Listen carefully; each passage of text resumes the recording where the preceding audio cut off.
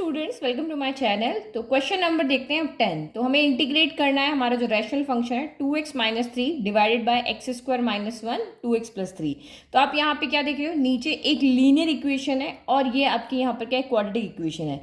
But ये factorise हो सकती है, हम इसको फैक्टराइज कर सकते हैं, मतलब इस तरह से दो लीनियर इक्वेशन के फॉर्म में लिख सकते हैं, क्योंकि हमारे पास दो मैथड है कि अगर हम फैक्टराइज कर पाए तो ये वाला इन चारों में से कोई एक मेथड लगेगा। अगर नहीं फैक्टराइज कर पाते हैं क्वाड्रेटिक इक्वेशन को तो हमारे पास ये वाला मेथड हम अप्लाई करते हैं पार्शियल फ्रैक्शन की फॉर्म में। तो हम इसको फैक्टराइज कर सकते हैं कैसे, क्योंकि आपको पता है एक्स स्क्वायर माइनस इसको वन स्क्वायर लिख सकते हैं। तो ये कौन सी फॉर्म हो गई आपकी, ए स्क्वायर माइनस कौन सी हो गई, बी स्क्वायर की। तो इसका फॉर्मूला क्या होता है आपका, ए प्लस बी होता है, ए माइनस बी होता है। तो यानी कि यहाँ पे एक्स स्क्वायर माइनस वन क्या हो जाएगा आपका, एक्स प्लस वन हो जाएगा, एक्स माइनस वन हो जाएगा। तो एक ये हो गया, दूसरा ये हो गया और तीसरा ये हो गया। तो हमारे क्या हो गया, डिनोमिनेटर में तीन ब्रैकेट्स आ गए हैं, तीन फैक्टर्स हैं यहाँ पे। तो हम ये वाला मेथड अप्लाई करके और इसको फैक्टराइज कर लेंगे पार्शियल फ्रैक्शन की मेथड से, और फिर हम इसको यहाँ पे सिंपली इंटीग्रेट कर देंगे। इस मेथड से हमारा सिंपल इंटीग्रेशन फॉर्म में चेंज हो जाएगा। ठीक है, तो नीचे हमने इसको तीन ब्रैकेट्स के अंदर लिख दिया है। अब वही तीन है तो हम इसको क्या लिखेंगे, a upon first bracket x plus one plus b upon second bracket that is x minus one, now c upon third bracket that is 2x plus three. अब वही एलसीएम लेकर के हमें ए बी सी की value यहाँ पर find करनी है। तो आप यहाँ पर जब एलसीएम लोगे तो लेफ्ट हैंड साइड तो आपकी एज इट इज रहेगी 2x माइनस थ्री, क्योंकि ये एक टर्म है और एक टर्म का एलसीएम नहीं लिया जाता है ना। तो ये आपकी यहाँ पर एज इट इज रहेगी। और इधर आपका क्या हो जाएगा, तो नीचे आपके क्या है, तीन अलग अलग टर्म है, तो तीनों का मल्टीप्लाई आपका यहाँ पर क्या हो जाएगा, एलसीएम हो जाएगा। तो x plus one x minus one 2x plus three हो गया। अब ए के नीचे ये है, ये दोनों नहीं है, तो एक के साथ ये मल्टीप्लाई हो जाएंगे, x minus one 2x plus three. अब बी के साथ एक्स माइनस वन है, ये दोनों नहीं है, तो बी के साथ ये मल्टीप्लाई हो जाएंगे, x plus one and 2x plus three हो गया। और सी के साथ कौन मल्टीप्लाई हो जाएंगे, ये दोनों, तो ये आपका plus c x plus one x minus one. अब यहाँ पे क्या हो गया, डिनोमिनेटर से डिनोमिनेटर आपका क्या हो गया, कैंसिल हो गया। तो बचा कितना, 2x minus three equal to a x minus one 2x plus b बचा। देन आपका यहाँ पर बी एक्स प्लस वन, बिल्कुल ऐसे ही जैसे मैं आंसर लिख रही हूँ ना, आपको भी एग्जाम में वैसे ही इसको लिखना है। ठीक है, और ये सी आपका x plus one x minus one. अब हमें देखना है कि एक्स की क्या वैल्यू पुट करने पर हमें ए बी सी मिलता है। तो यहाँ पे देखो, जो हमारे पास टर्म है उसको देखते हैं। एक बार हम यहाँ पे प्लस वन पुट करेंगे, वह माइनस वन पुट करेंगे, और यहाँ से वैल्यू निकाल करके भी हम यहाँ पे पुट कर सकते हैं। या दो के निकल जाती है तो हम तीसरी रैंडम अपनी मर्जी से पुट कर सकते हैं। तो सबसे पहले हम यहाँ पे क्या करते हैं, x equal to one put करते हैं। तो एक्स इक्वल टू जब हमने यहाँ पे वन पुट किया तो देखो वन माइनस वन ये पूरा जीरो, वन माइनस वन ये पूरा आपका जीरो, मतलब यहाँ से हमें b की वैल्यू मिलेगी at x equal to one पे। तो ये कितना हो गया, एक्स इक्वल टू वन रखा तो टू माइनस थ्री कितना हो गया, माइनस का वन हो गया। ठीक है, ये जीरो हो गया, जीरो के यही मिलेगी, तो ये b हो गया। एक्स की जगह वन रखो तो वन प्लस वन आपका टू हो गया, और एक्स की जगह वन रखा तो टू टू, तो थ्री प्लस टू आपका यहाँ पर कितना हो गया, फाइव हो गया। तो फाइव टू ज़ा टेन हो गया, तो माइनस वन बाय टेन आपकी यहाँ से किसकी वैल्यू आ रही है, b की वैल्यू आ रही है। ठीक है, चलो अब हम x इक्वल टू हमने वन रख दिया, अब हम माइनस वन रखते ताकि ये वाली टर्म जीरो हो जाए। तो x इक्वल टू जब हमने माइनस वन रखा तो कौन जीरो होगा, ये वाली one minus one zero, one minus one zero, minus one रख रही हो ना यहाँ पे।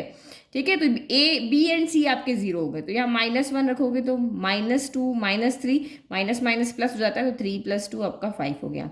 फिर ए की जगह माइनस वन, और ये आपका two into minus one minus two, ये आपका यहाँ थ्री है ना, माइनस टू प्लस आपका थ्री हो गया। तो ये minus five equal to minus minus plus होता है, तो ये आपका यहाँ पर माइनस टू हो गया, और तीन में से दो गया तो एक बच गया।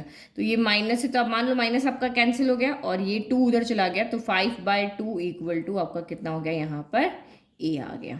ठीक है, चलो अब तीसरी वैल्यू रखनी, तो आप चाहो तो इस ब्रैकेट को सॉल्व करके जो वैल्यू आ रही है आप वो भी रख सकते हो, या क्योंकि हमारे पास हम a और b की वैल्यू आ गई तो हम x की कोई भी वैल्यू मर्जी से, यानी x इक्वल टू हम जीरो भी रख के और इसको यहाँ पर सॉल्व कर सकते हैं। आप चाहो कि नहीं, अगर इसके अकॉर्डिंग अगर मैं देखूँ तो 2x plus three equal to zero करके रखें तो 2x equal to minus three और x इक्वल टू माइनस का थ्री बाई टू, ये वैल्यू हमें यहाँ पर रखनी चाहिए। तो x इक्वल टू माइनस के थ्री बाई टू पे ये जीरो हो जाएगा, यहाँ रखोगे तो और ये भी आपका जीरो हो जाएगा।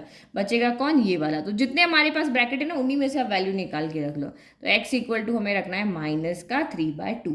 तो यहाँ रखो, तो ये आपका 2 इंटू -3/2 -3, ये 0 हो जाएगा, ये 0 है क्योंकि x की वो वैल्यू जहाँ पे ये 0 हो रहा है। तो 3/2 रखोगे तो -3/2 रखोगे तो 2 से 2 कैंसिल हो गया, -3 + 3 0 हो गया, तो सिर्फ ये बचा। तो कितना बचा, c -3/2 + 1 -3/2 -1। तो ये 2 से 2 कैंसिल हो गया, माइनस माइनस प्लस होता है, तो 3 + 3 आपका 6 हो गया। तो ये a + b a - b, तो ये आपका यहाँ पे क्या हो सकता है, -3/2 a² - b² हो सकता है। तो ये -6 इक्वल टू c, तो ये कितना हो जाएगा, 9/4 हो गया, -1 हो गया। तो this implies -6 equal to c, ये इधर चला जाएगा, 9 - 4 कितना हो गया, तो 5/4 हो गया। अब इसको उधर भेज देते हैं, तो ये -6 × 4/5 हो गया ये। तो यहाँ से 6 c कितना आ गया, तो 6 4 जा 24, तो -24/5 यहाँ से आपकी किसकी वैल्यू आ गई, c की आ गई। तो अब यहाँ पे कुछ नहीं करना है, ये लेना है और यहाँ ABC की वैल्यू रखनी है और हमें इसको इंटीग्रेट करना है।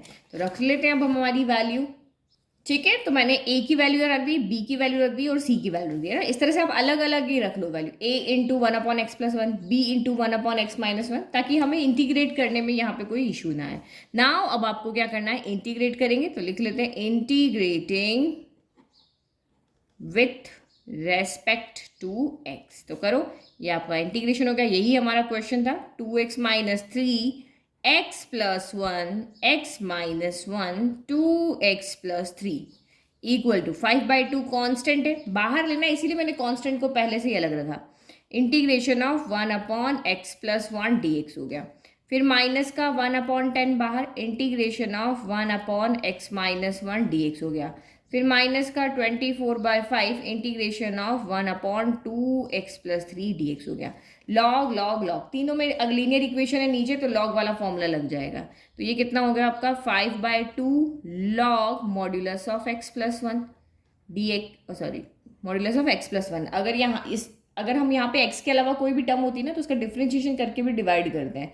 बट x + 1 का डिफरेंशिएशन क्या होगा आपका, यहाँ पे 1 होगा, x का 1 कॉन्स्टेंट का 0, तो 1 से डिवाइड करके कोई यहाँ पे मतलब नहीं है।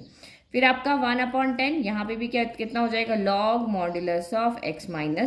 x - 1 का डिफरेंशिएशन करके ऐड करोगे वही 1 ही आएगा। यहाँ पे देखो 24/5। अब यहाँ हम करेंगे लॉग मॉड्यूलस ऑफ, आपका यहाँ पे क्या हो गया, 2x + कितना हो गया, 3 हो गया।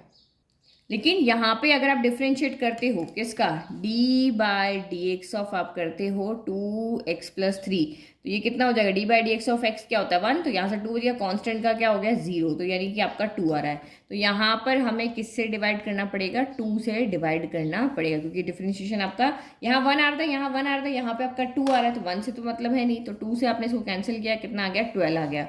तो आपका फाइनल आंसर यहाँ पर कितना हो गया, 5/2 log modulus of x + 1 minus 1/10 log modulus of x - 1 minus 12/5 log modulus of 2x + 3 और प्लस c। इंटीग्रेशन करने के बाद c लगाना जरूरी है। तो ये हमारा क्या हो गया, फाइनल आंसर हो गया। तो क्वेश्चन के अंदर आप जब भी डिनोमिनेटर को देखते हो उसके अकॉर्डिंग हमें पार्शियल फ्रैक्शन लगाना होता है, तो इंटीग्रेट कर सकते हैं, तो ये वाला मेथड लग गया, नहीं कर सकते तो हमारा 5th वाला मेथड यहाँ पे लगेगा। Thank you. नोट्स का लिंक डिस्क्रिप्शन में है, प्लीज चैनल को सब्सक्राइब करें।